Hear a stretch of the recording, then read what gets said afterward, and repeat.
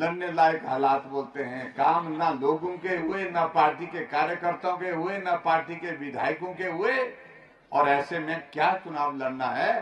चुनाव नहीं लड़ा जा सकता है, इसलिए पहले ही चुनाव लड़ने से मना कर दिया।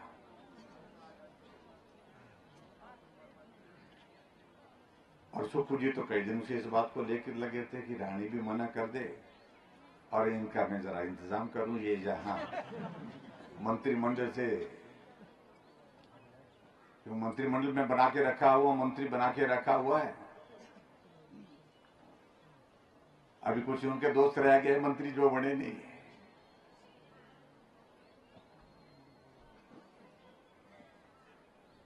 लेकिन हैरानी की बात इस बात की है, कुछ वक्त पहले अपने आप ही उन्होंने खुद कहा कि जलालत का ये दौर इतना लंबा हो गया, हम नहीं सहन कर सकते हैं,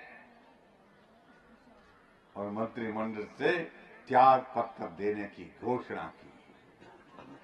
मुझे मालूम नहीं हुई सुक्खू भाई ने उस त्याग पत्र का क्या किया, अभी तक पता ही नहीं लग रहा उसका कि हुआ कि नहीं। दे करके तो रखा है,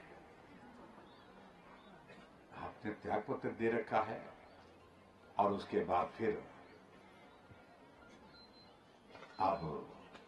अब बोलते हैं कि लोकसभा का चुनाव लड़ेंगे। लोकसभा का चुनाव लड़ने के लिए आपका स्वागत है, अभिनंदन है, मैं उस पर कुछ नहीं कहना चाह रहा,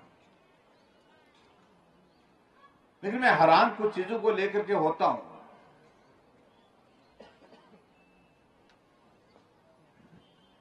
जब कंगना जी पार्टी की ओर से प्रत्याशी घोषित हुई, एक कांग्रेस की नेत्री ने मंडी के बारे में जो अपशब्द कहे सोशल मीडिया के माध्यम से,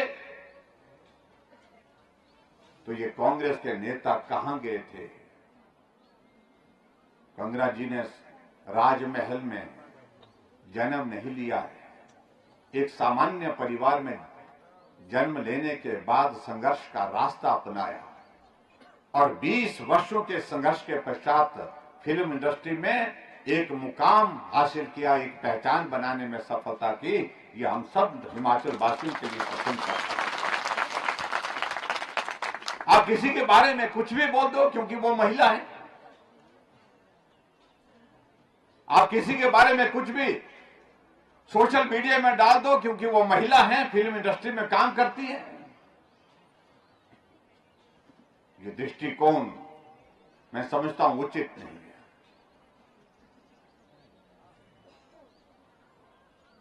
और अब तो हमारे वो साथी कह रहे हैं कंगना जी मेरी बड़ी बहन है, तो बहन का भाव उनके लिए किस प्रकार का भाई का होना चाहिए, ये मुझे लगता है कि ये उनको समझना चाहिए। अगर बहन कहा है तो उस भाव का भी अभिव्यक्ति उसी प्रकार से होनी चाहिए।